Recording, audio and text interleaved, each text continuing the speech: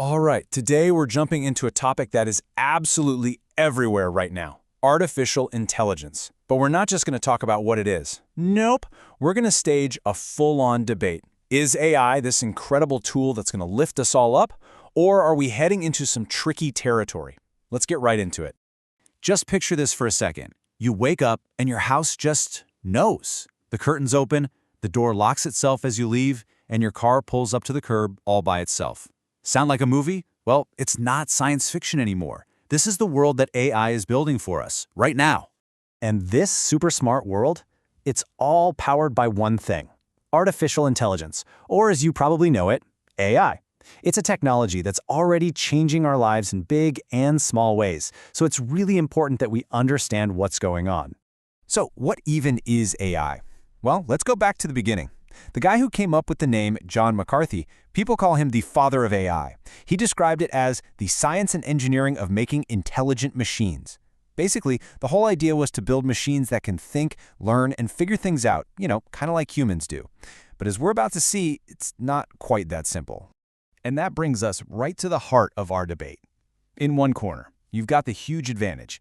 AI gives us the power to solve problems way faster than we ever could on our own. But in the other corner, there's a big disadvantage to think about: the risk of depending on it too much.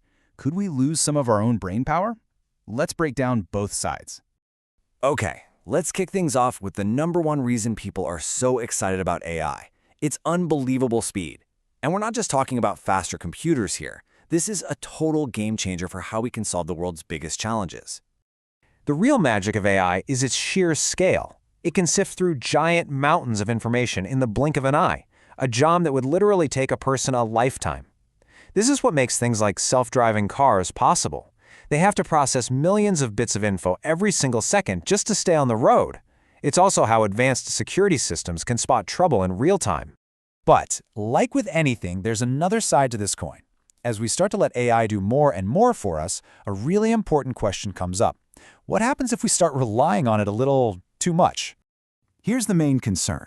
By letting machines do all the hard thinking, we might stop using our own brains as much. Think about it.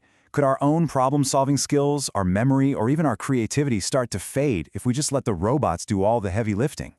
It's a serious question we have to ask about our future. Now, to make this debate feel a little less like a sci-fi movie and more like real life, let's meet two of the biggest AI stars out there today. They're perfect examples of the two sides of the argument we've just been talking about. First up, let's talk about Xin Xiaomeng. She's a perfect example of what experts call narrow AI. That's just a fancy way of saying she's an AI designed to do one single job and to do it with superhuman skill.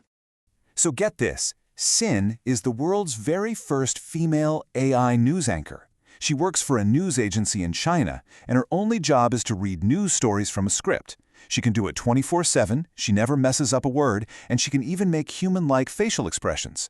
But that's it. Her intelligence is focused on that one task. She's an amazing tool, but she's still a tool. Okay, now for our second AI star, Sophia. And she is a whole different story. Sophia represents a much bigger goal for AI, the goal of creating something that can have real, human-like conversations. Sophia is probably the most famous robot on the planet. She was even the first robot ever to be granted citizenship by Saudi Arabia. And unlike Xin, Sophia isn't about reading a script. She's all about interaction. She can recognize faces, she understands what you're saying, and she has 62 different parts in her face that let her show a whole range of expressions. So when you put these two side by side, you can really see our debate in action. Xin is the perfect example of the advantage, that incredible speed and problem-solving power. She's a tool that helps humans do their job better. But Sophia, she brings up that whole question of dependency. When machines become so good at interacting with us, where do we draw the line between a helper and a replacement?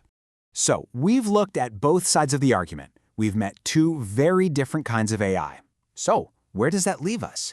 What's the final verdict in the great AI debate? Let's just do a quick recap. The argument for AI is all about its power.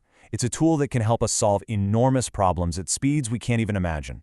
The argument against AI is more of a warning. It's about that risk of dependency, the chance that we could weaken our own amazing minds if we lean too much on our smart creations.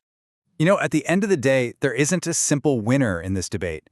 AI isn't coming anymore. It's already here. It's part of our world. So the real question isn't whether AI is good or bad.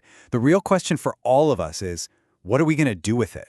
How do we want to build our future with these powerful new tools? And the answer to that, well, that's going to define everything.